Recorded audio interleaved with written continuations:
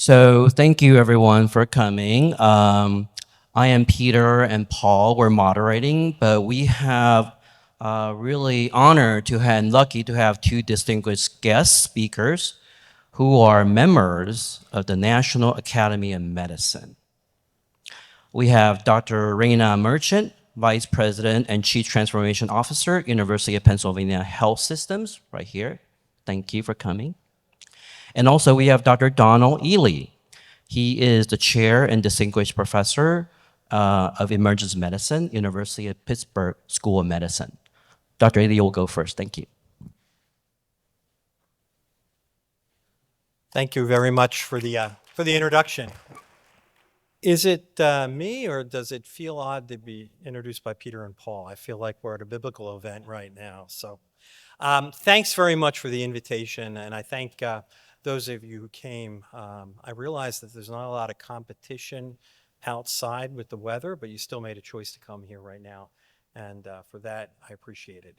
I'm going to go through a list of things, and hopefully a short list, and you'll see why it's a short list, of things that I wish I knew 35 years ago. And you're saying, well, why is it 35 years ago?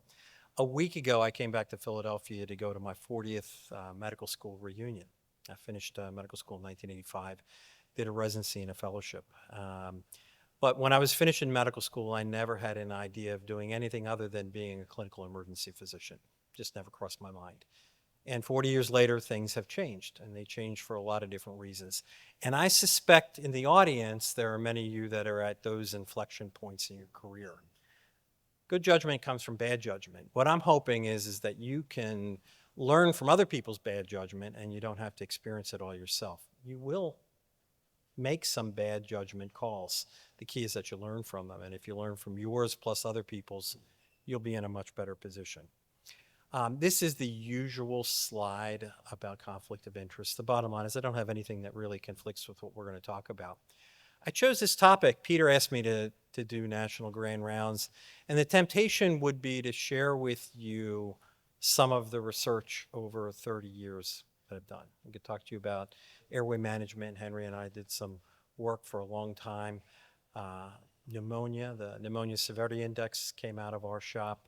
Then we got into sepsis, a lot of different trials, some multi-center trials that involve acute lung injury, some other EMS activities.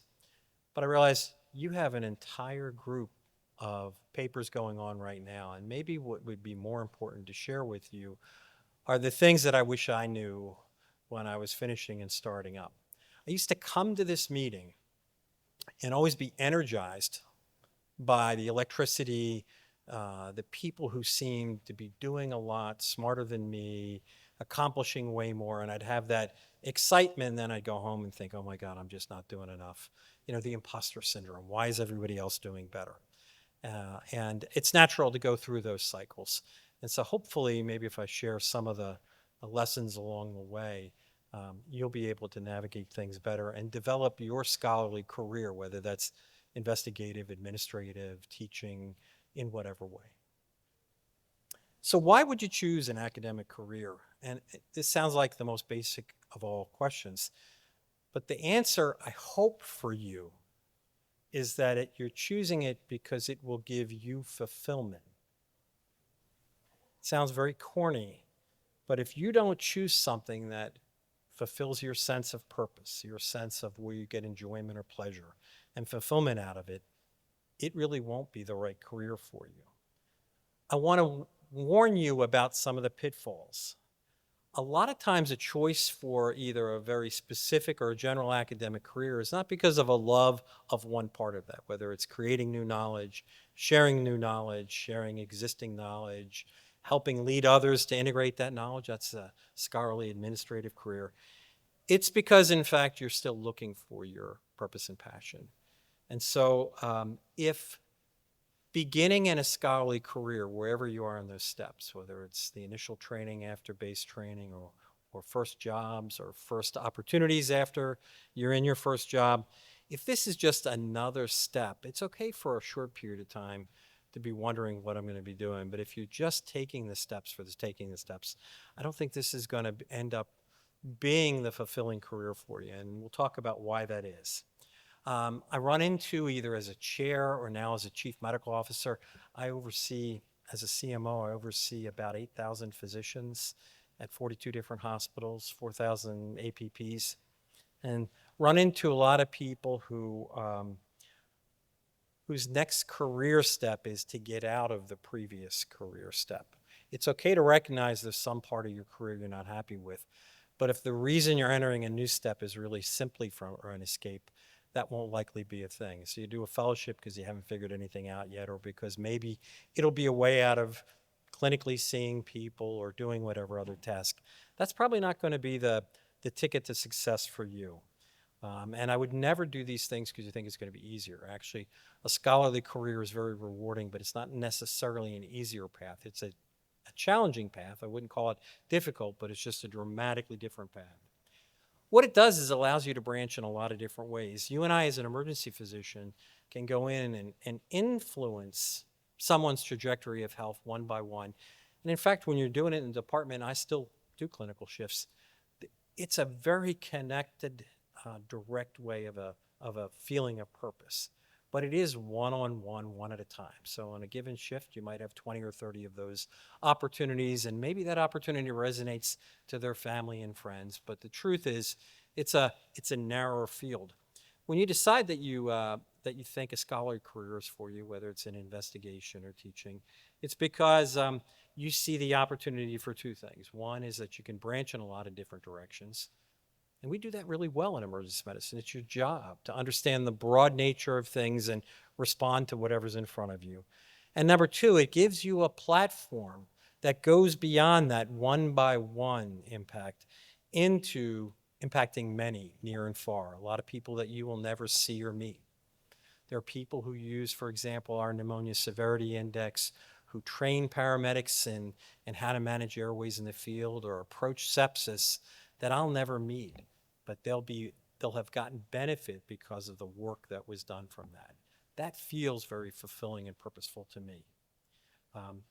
The emergency medicine breeding that you and I all went through leads you to having a treasure trove, not only of one-on-one opportunities or collective opportunities to multiply that impact, but you know about human need and the opportunities at the single most intense period of time. And that's early in the course of illness or injury.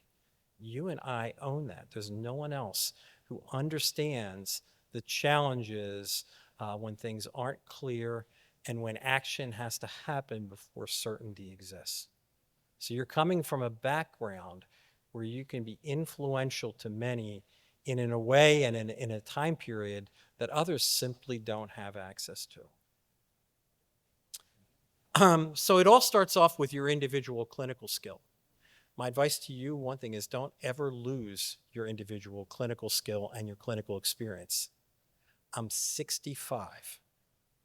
I still do clinical shifts. It's the best part of the week. It refreshes me. It helps me on the administrative leadership role, whether it's as chair or as CMO. It helps me from an investigative perspective when I look at manuscripts. It helps me when I teach. You can't talk about things that you don't have some direct connection to. You don't have to be the baddest dog in the block, but you have to have basic clinical skills that are strong. And then you develop excellence in areas, whichever field of a scholarly career you're going to go into. And the next step is to find a way to multiply your talent that you have with the talent of others. These are people who help you turn 1 + 1 not into 2, but into 3 or an infinity. And that's one of the hardest lessons to learn early on in a career is to not do it solo. You have to be excellent first, but you have to invite others in. It's a mistake I made early on in my career. I was the master at narrow questions that really didn't matter much that I could do by myself. And I looked 5 years into it, lots of little abstracts and little achievements that when I took a step back, didn't matter much to anybody because I had not multiplied whatever I brought to the table with the excellence of others. This matters whether you're choosing an educator career, an investigator career, or even a leader career. You have to find ways to multiply through. So lesson number one, early on in your career, the most important thing you can do is invest in yourself. And by that, I mean is develop the skills, the tools, and the initial experience that allow you to have that excellence beyond or in addition to your clinical skills. This might mean doing a fellowship in whatever area you're interested in, a research fellowship, a content area fellowship, a teaching fellowship, administrative fellowship, might mean a graduate program. Think about it. Until recently, most program directors got the job because they happened to have been trained for a long period of time, but didn't know a heck of a lot about the principles behind education, particularly adult education. The way to succeed and the way to actually have that durable success is develop your skills first. Early on, there's going to be a lot of enthusiasm to jump right into the particular role that you're aspiring to. Develop your skills first. And by the way, this is the point of the fellowship and the graduate training program, is to develop your excellence so that you can impact others and outcompete others. It's not the ticket to the job, it's the tools that give you the ability to actually multiply your excellence and join with others in a more effective fashion.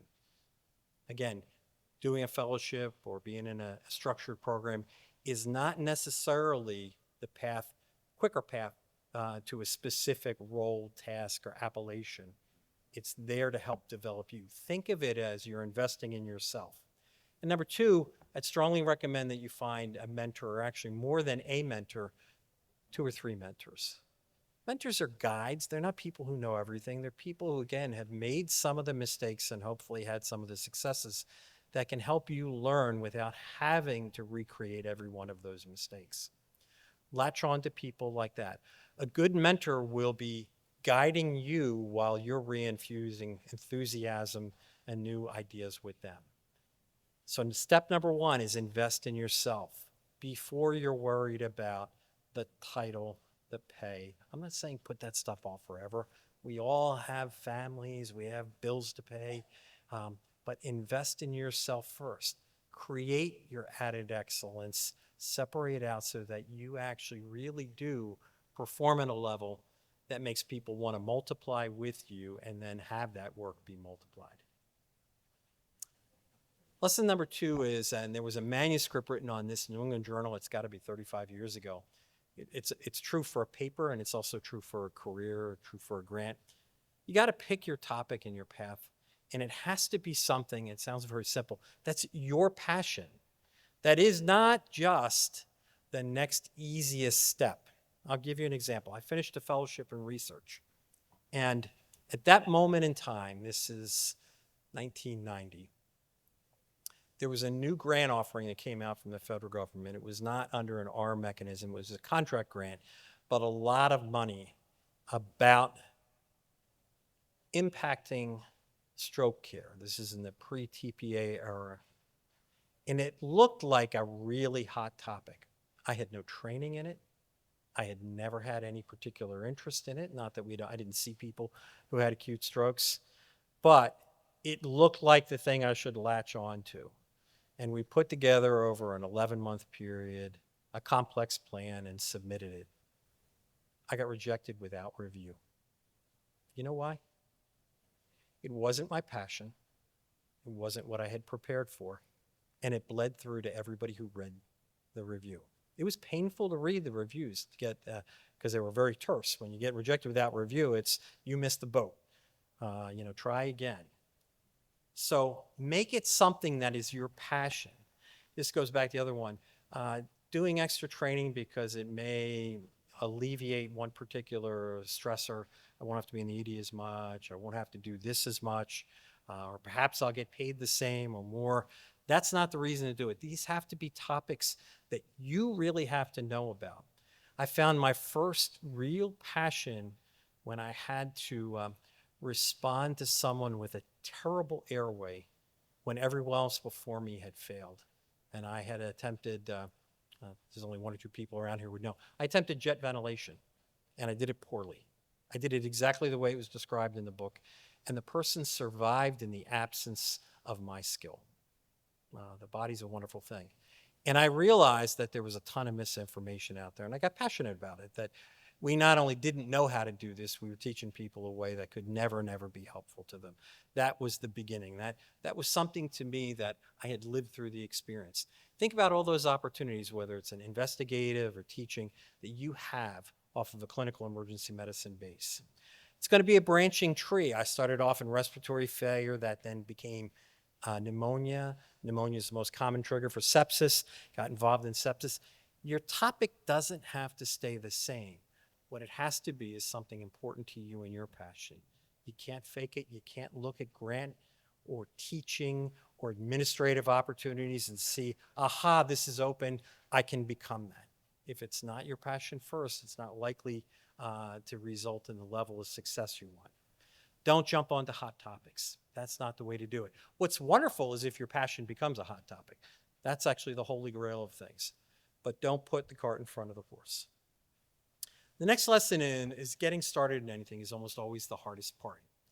So my advice to you is beginning on, you're fresh out of whatever your base training is and maybe your additive training, take one of those developmental roles.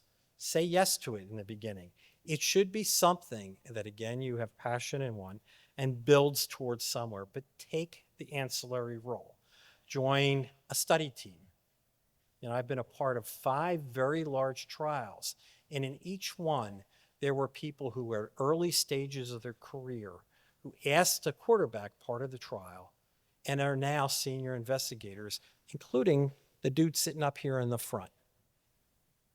Take that opportunity. Getting started is the most important thing.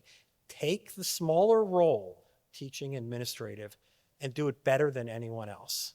Showing up is 80% of the game, and then trying with focus gets you all the way there. Do things on time and do it better than it's asked, and everyone will want you back. This is not people taking advantage of your time and expertise in research or in administrative. This is you auditioning and developing your excellence, making it absolutely clear to everybody. When you do this part, get started in the small roles first and succeed, the opportunities will multiply in front of your eyes. When you're in doubt about anything, start with the mechanical part. So if you're writing a paper, writing a grant, write the mechanical part first, the methods and the results, and then go to the kind of the prose part, which is the discussion and the introduction. Do that last. Same with a grant. When you're ready to take an administrative or a teaching role, ask what are the specific mechanical things? What do we needs to be taught? How do we need to get there? And then fill in the blanks. If you start with the mechanical stuff, you get off writer's block pretty quickly, whether that's a euphemistic term or actually real writing, and you get to action pretty quickly. Lesson number 4 is you can't really start with the end reward in mind. You have to have that end reward in your head. I told you my experience. I applied for a big grant right away. I was unprepared, and it wasn't my passion. By the way, it went very, very poorly. You can't start with an R01. You can't start being chief of your department. You can't start as the dean. You have to do other things first. Recognize that all those big ticket scholarly aspirations that you have, the person who is ready to actually eventually bestow that opportunity upon you is asking, will you deliver what I ask you to deliver? So they're going to look at your previous performance and match that to what they're asking in the bigger role. Remember, that's the game, whether you're writing an R01 or asking to be the chief of service or asking to be the dean or the program director. You show excellence first. Start with entry things and move on to that. Start with the smaller grants roles, but don't stay there forever. Take a committee assignment, take a curriculum assignment, teach a direct course for a period of time. When you're excellent, the other opportunities will follow. Everyone gets rejected and fails during one of these steps. Rejection is a gift from the heavens. Your job is to grieve it first, complain about everybody who rejected you. I did it. If you send a manuscript into the annals, I might even reject it once in a while. Then ask, what did I do that wasn't there? It's almost never that your idea was terrible. It's almost always I didn't somehow either convince or share what the value would be. Rarely, if you are doing something that's in your passion, will it really be a bad idea. And from that rejection, you'll learn the next ways about how to do things right. Finally, the temptation is to be your own person. Keep your ideas to yourself, multiply, to essentially be the smartest person in the room. That's the absolute wrong thing to do. Surround yourself with other people that are excellent. This is how you multiply. They'll recognize your excellence and improve upon it, and more importantly, talk it up, and you'll get it from there. So this was, again, a lesson that I didn't learn early on.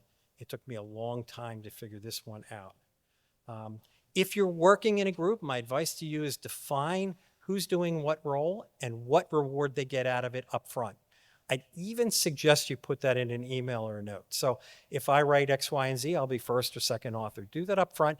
It feels awkward up front. I promise you at the end, it's a whole lot more awkward if you haven't had this figured out.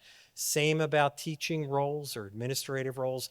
If I serve in this capacity, what's the next step? It's not a guarantee, but it's a clear set of expectations. Surround yourself with good people. Don't be an island. It's not a zero-sum game. If you have excellent people working with you and you raise the tide, everybody's going to work out fine. Finally, master communication. Speak clearly, whether it's written or oral. Be authentic. And I have to reinforce, clarity in your words and pithiness go a long way. Peter's going to keep me on track time here. I'm not going to go over. Stay away from any kind of hyperbole or modifiers, whether you're teaching, leading people in an administrative role. It always makes things worse. Don't speak in hyperbole, false choices to win an argument. They actually end up never really winning the argument. And come in when you're having to speak or communicate under the limit. Say things clearly and impactfully. My final piece of advice is after you integrate all of this stuff, be yourself. You're already different because you've chosen to invest not only in an academic career, but come here today. All the other people are already taken. Be the best version of yourself, and I am actually certain that you'll have sustained and durable success. Thank you so much to Peter and Paul for the invitation. I am so incredibly honored to be here. And Don, that was really inspiring. I have admired you and your career for so long, so I appreciated your words of wisdom. I wish I just heard them many, many years ago when I was first starting. So it was great to hear them now, and I was taking notes so I can try to think about how that will impact my career going forward. I was really excited to be able to have this opportunity to put together a couple of thoughts around how to think about research and the translation. And my role is centered in transformation. I am the Vice President and Chief Transformation Officer at Penn Medicine, and I wanted to talk a bit about how to think about designing and advancing your career through emergency medicine research and system transformation. These are my current funding and disclosures, but none are in conflict for this talk. I wanted to share, similar to Don, a really non-linear career path that has focused on research and education, policy, and administration. I trained at UFC. Are there any UFC people here? Yes. Yes. Oh, hey, I trained at University of Chicago, which is where I really got my foundation in research. And then I came to Penn to do a fellowship and have been there for 18 years. I started out with my passion, going back to Don's point, in resuscitation and cardiac arrest, and that is still something that I get really excited about. The work in resuscitation really led me to thinking about digital health and how we communicate with patients across different multimodal forms, and really has spawned where my career situates right now, which is really in the digital health and transformation space. I was able to do that in the policy arena, also moving from the School of Medicine to the health system, and that's where the work is situated now. To echo Don's words again, my path has really been shaped by strong mentorship, interdisciplinary collaboration, and really a diverse methodological toolbox. So I said my passion is in cardiac arrest, but I've really thought about how do I apply the work that I did in cardiac arrest and have a diverse sort of methodological toolbox to be able to do the work that I now do. I've always had a very persistent pursuit of funding, and all in service of work that goes beyond publishing to truly impact how care is delivered. This is a talk national grand rounds focused on research. So I wanted to just anchor in research being essential to transforming healthcare delivery and systems. And why do research? Because it sharpens our questions, the things that we can test, the solutions we apply, and really can help turn innovation into action. In Don's role as CMO, you think a lot about that translation of where do we embed research into operations to really advance things across the health system. I'm able to do this work because of the multiplier effect, because I get to work with a really incredible group of individuals, and our center includes a center of centers. So we have Insights to Outcomes, Health Justice, run by Gina South, who's an emergency medicine physician, the Nudge Unit, run by Kit Delgado, who's also an emergency physician, Way to Health, our Center for Precision Resource Utilization, and our Population Health Lab. Our imprint is that our work at the intersection of research and policy, we've been able to bring in more than $100 million in grants, more than 500 publications, and more than 75 of our solutions have been impacted across either our health system or to other health systems. The way that we've structured this is really this blend between research and operations, and so they sit side by side, and that our research group is developing and testing and exploring new areas, and then working closely with our operations team, which is helping with implementation and scale. And that allows us to ensure that we're being rigorous in the way that we test the solutions and programs that we're implementing, and also really making sure that we're using different methodologies from research to be able to move that work forward. And that allows us to have different phases of approaches for doing work at the intersection of transformation delivery and transformation science. I'll give you a couple examples of some of the things that are in the portfolio, really with the goal of saying, how are we thinking about using research to transform and focus on work in the health system? I think of transformation in two ways.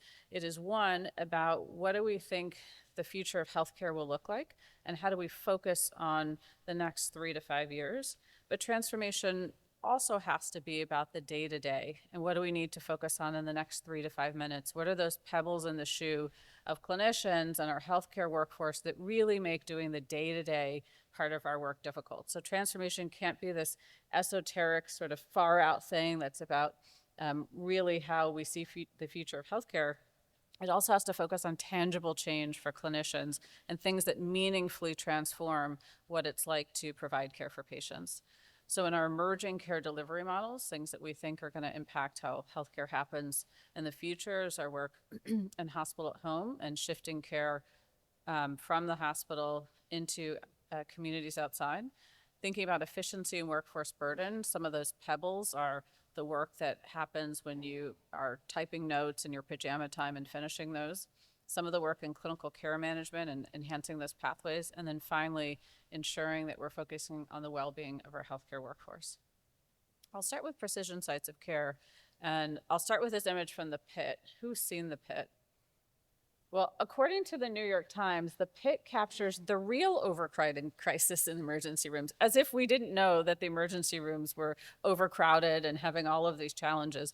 What I really liked about this is how people are now starting to talk about all of these challenges that we know with boarding, with hallway beds, with length of stay, with capacity issues. And so this is a real challenge here at Penn Medicine and across all of our emergency departments. So this work started, led by Austin Collaro, who's here here in the audience, and he started this as a pilot to really look at how can we start the process of moving patients from the emergency department and continuing that care at home. He then did a large RCT showing benefit and reducing length of stay, lower total cost of care, great outcomes.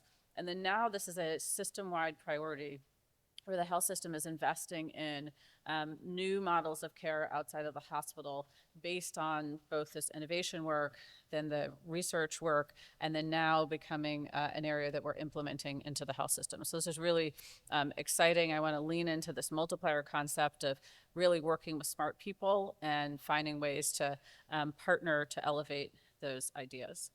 Another area is ambient listening. Maybe some folks are using this, but we're all familiar with talking to the patient and typing and looking over our shoulder at them because a computer is facing the wall, or you have a scribe who's standing there taking notes at the same time. Some of the work that we're looking at for the future leverages ambient listening, where you put your phone down and it's basically capturing the entire conversation, taking the information, putting it into the note, reducing that pajama time when you have to go back and finish and fill in all the information. Anish Agrawal, who's here, is helping to lead the evaluation of that work and how we're testing the impact that it has on our nursing staff and our physicians and our trainees in being able to really reduce that documentation burden while also allowing us to really focus on the patient in front of us instead of spending all the time with the documentation and looking over our shoulder. Another area that I wanted to mention that really gets at how we can translate research into practice focuses on one of our clinical care management programs. This is our centralized lipid management program. So this was a clinical trial that Alex Vanaroff and Kevin Volp published, showing that they were able to enroll patients with a statin indication who were not prescribed a statin or who were getting the wrong dose. And they used the pharmacist to do this work. Our CEO read this and said, why aren't we doing this at Penn Medicine? And asked our team to help with implementing and translating the research into practice. What's exciting here is that we were able to go from publication to actual implementation in less than 7 months. We know how long the pathway is for moving from trial to actual practice. So what was exciting is that we were able to work with our health system partners, garner resources to be able to support this program, and then now we're doing this across our Penn Medicine primary care groups. We've enrolled now over 2,500 patients that have been screened, identifying those who are eligible, and we've actually shown better results than what was in the trial in terms of those who are agreeing to therapy being at 34% compared to 31%. And this was all leveraging the pharmacist to be able to call the patient and go through the indications and potential complications. And this has been important in terms of our being able to deliver in terms of our value-based program. And the future focus is how do we then do this for a multitude of drugs outside of statins where we can leverage a similar model. So really exciting to be able to take the research and translate it into practice, to be able to garner the funding to do this. And this also was enabled, again, by some of the work that Kit Delgado and the Nudge Unit had done around finding the right choice architecture and language to use when connecting with patients. I'll transition to finally our well-being and community health work that also builds on the research that we're doing and allowing us to translate that into the operational space.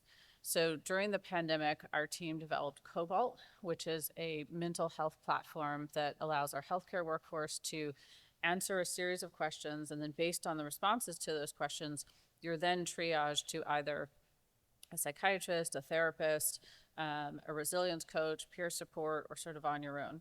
And the value of this platform, which was developed in about 2 weeks, is that the information was all there. It was digital, very easily accessible, and we saw a huge uptick in utilization where people previously hadn't been able to access this information.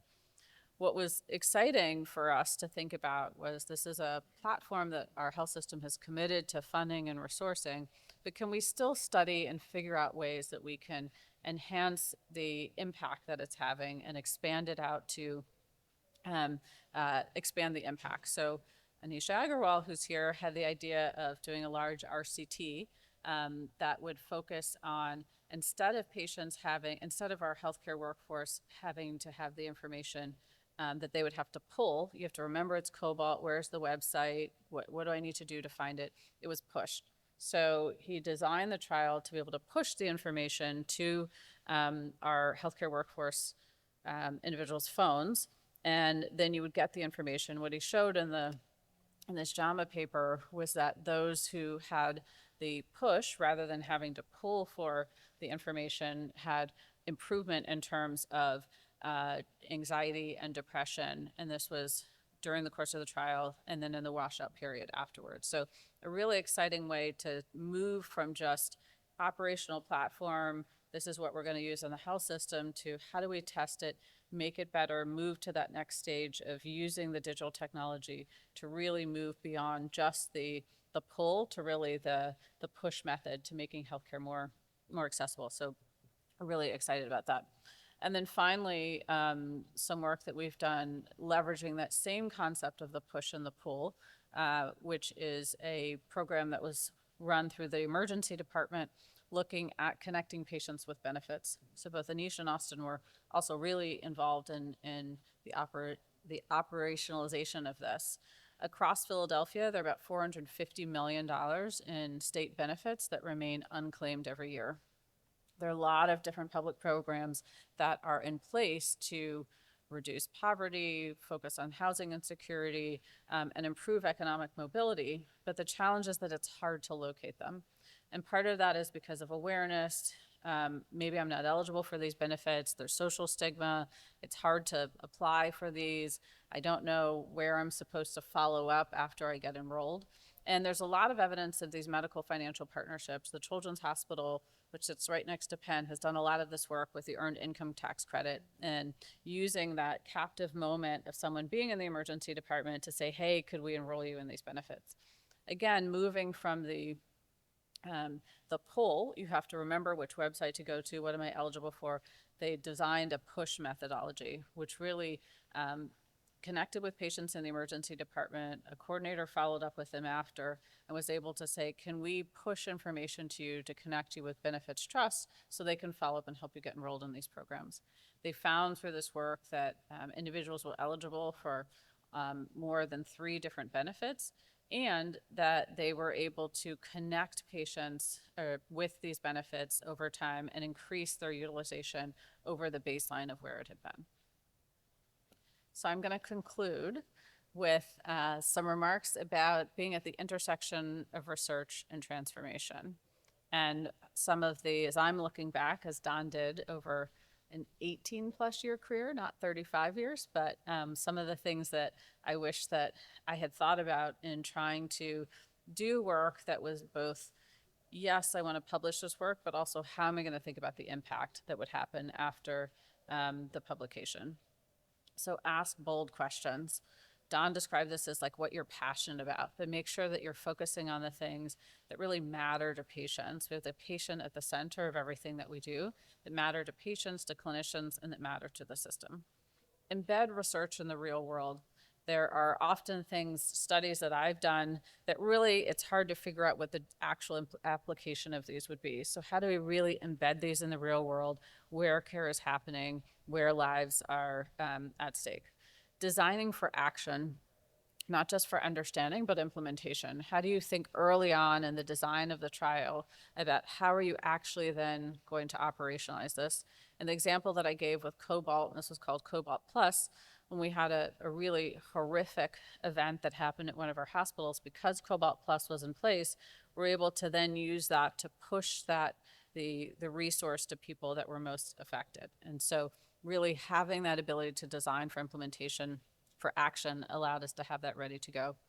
Partner across disciplines. We heard this from Don, but innovation really lives at the intersections.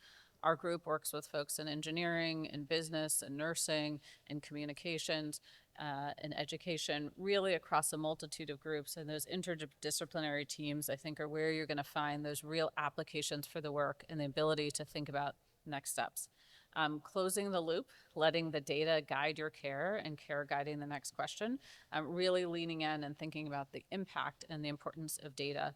Scaling what works, moving from the pilot, it might work, to becoming the how we work. So how do you design early on for the things that you're doing, really having that opportunity for system level change? And then, at my view, emergency medicine is going to lead the future. And so don't just study the system, but really shape it. We have this unique ability where we sit within the emergency department to be really across the system and really the front door. So thinking about how we help with leading the future of where healthcare is going. I want to thank my team. I presented a lot of work that's happening by team members, some of which are here, but it's really important to me at this stage in my career. It's less about the work that I'm doing, but really the work that our team is able to enable across the system. Thank you for the time. Thank you, Dr. Merchant.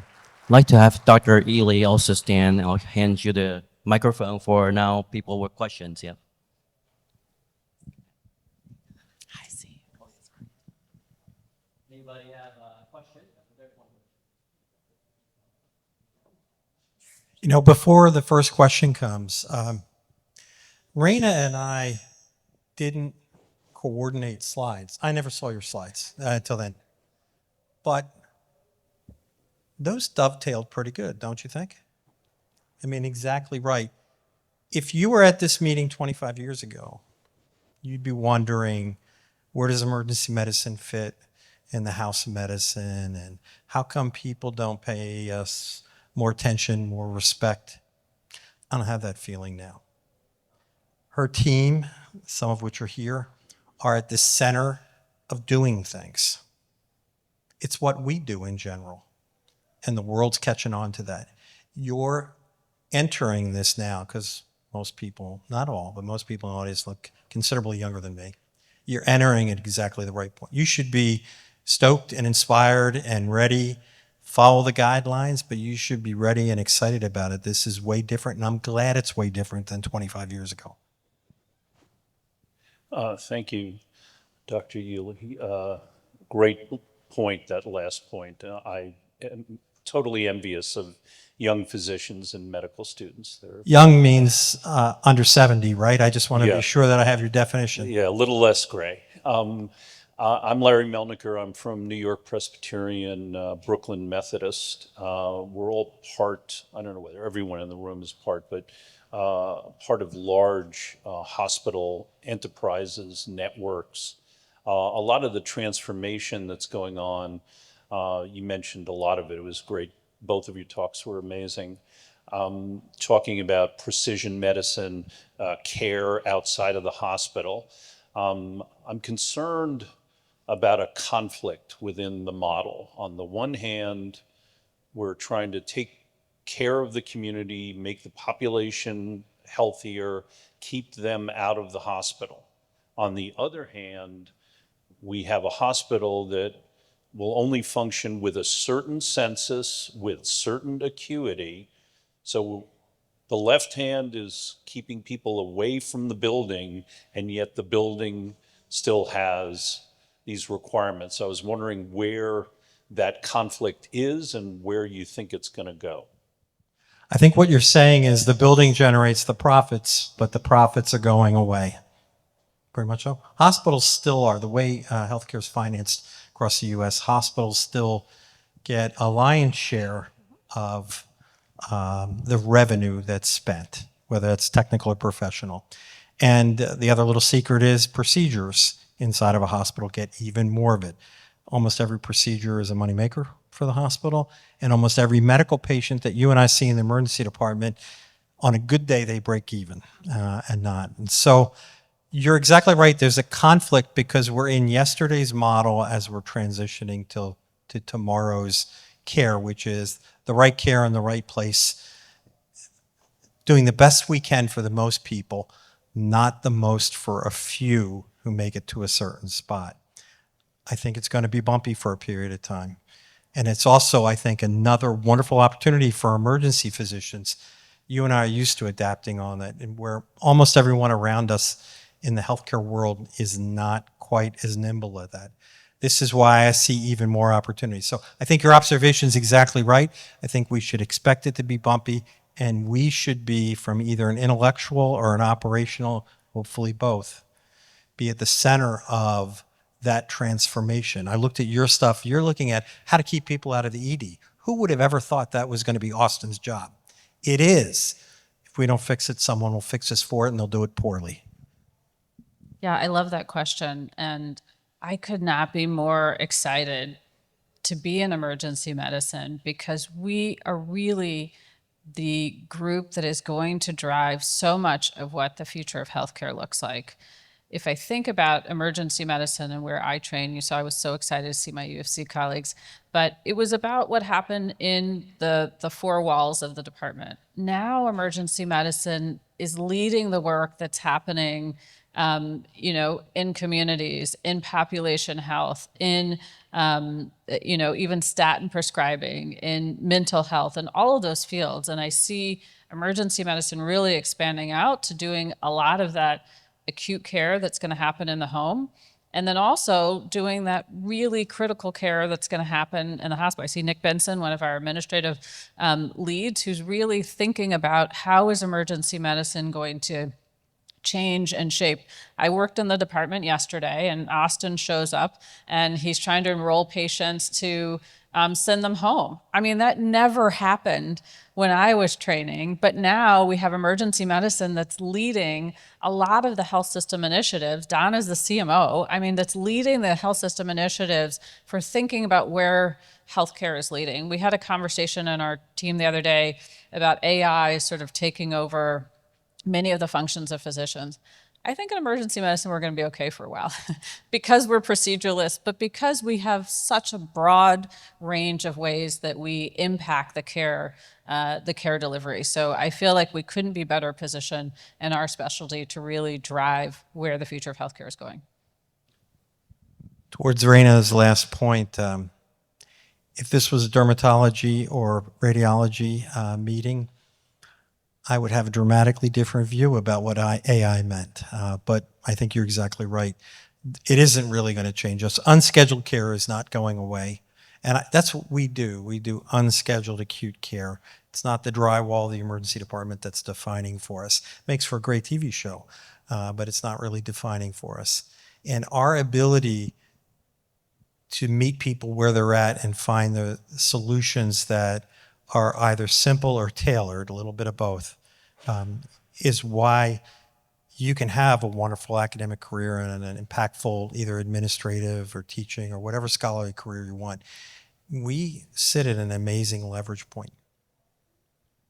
I think we have time for one more brief question.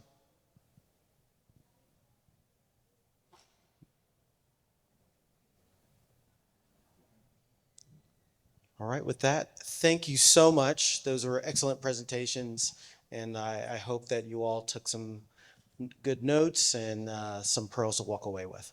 Thank you. Thanks. No, thank you.